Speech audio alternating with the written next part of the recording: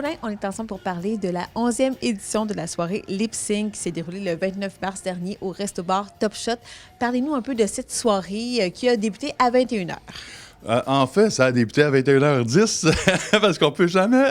Non, mais d'un bar, un resto-bar comme au Top Shot, veut pas, c'est un service de restauration en même temps. Donc, de prévoir le tout pour une heure précise, c'est pas comme regarder une éclipse qui, elle va être à temps. Donc, ça a commencé, mais quand même, 10 minutes, parce que souvent, à 21h30, ça commençait vers 21h45. Que oui, on a gagné un 35 minutes, mais en même temps, je pense qu'on l'a joué aussi durant la soirée, puis on l'a étiré pour avoir du plaisir, puis ce fut le cas, parce que les gens, on avait quelques nouveaux invités, et malgré des fois un petit peu le trac qu'il y avait, les gens ont eu bien du fun, vraiment de triper, vraiment de savourer le moment présent. Puis les gens dans la salle, ils ont adoré. Puis c'est vraiment une super belle soirée.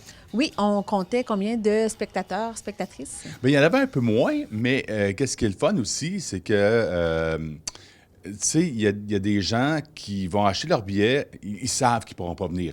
Le week-end de Pâques a joué aussi là-dedans, mais je dirais, gros total, peut-être 150 personnes, des gens ici et là qui arrivaient aussi, qui ne savaient pas c'était à l'événement, des habitués de la place. Bref, 150, c'est une belle ambiance pour le Top Shot. Oui, et vous aviez réussi à amasser combien d'argent donc pour Place aux Jeunes? 3 000 $. Nous, on est contents. C'est certain, il y en a dit, ouais, vous aviez ramassé plus pour le 10e anniversaire. C'est normal.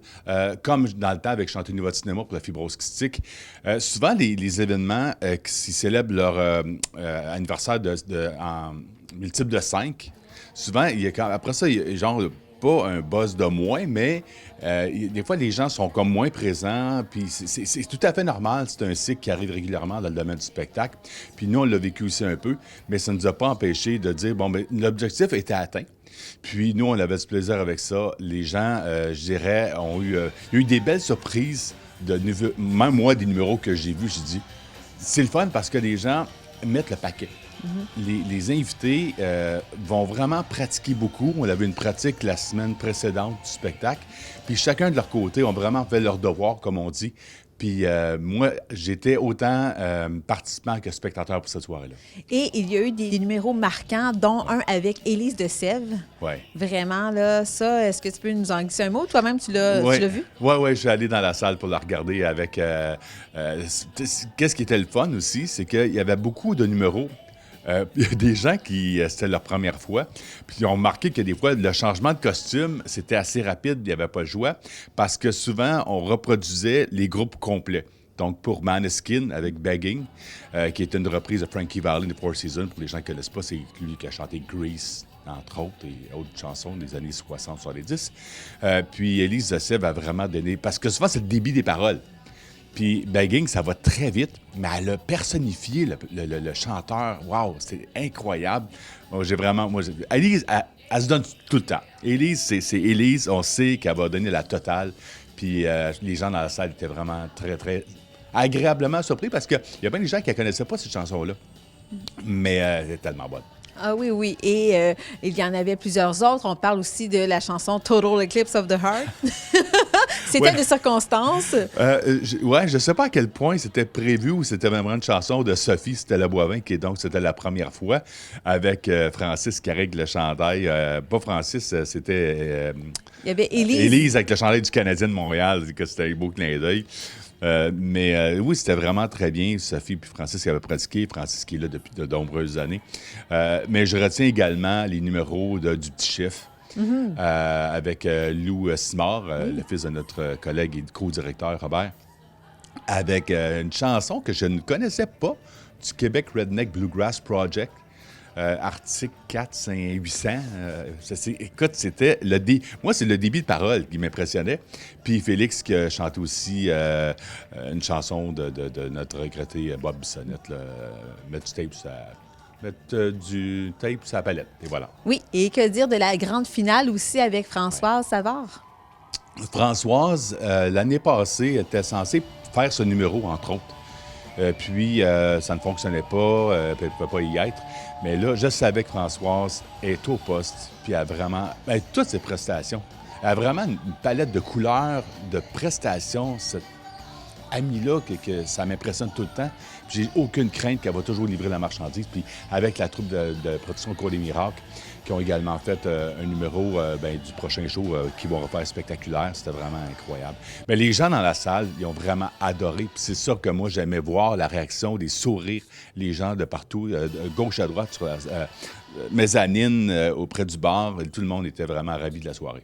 Oui, et parlez-nous encore une fois pour les gens qui sont moins familiers avec Place aux Jeunes. Ça consiste en quoi? Donc, les 3 000 serviront à quoi? En fait, c'est durant des séjours exploratoires. C'est quand il y a des personnes 18-35 ans diplômées veulent venir s'installer, découvrir l'endroit dans Argenteuil pour venir travailler. Nous, on les met en lien avec des employeurs. Puis par la suite, bien, on fait, ou avant, vraiment au début, on va leur faire découvrir. Ils vont venir pendant une journée, 2 journées, un week-end en groupe, en couple, individuel, pour rencontrer des employeurs, des gens qui ont déjà fait Place aux Jeunes, des dîners, des brunchs et de visites de la région, en fait. Ferme la Roquette, d'aller voir les gens ici qui se sont installés. C'est une opération grande séduction qu'on fait avec les gens qui veulent venir s'installer dans la région. Et quelles sont les prochaines dates pour les personnes intéressées?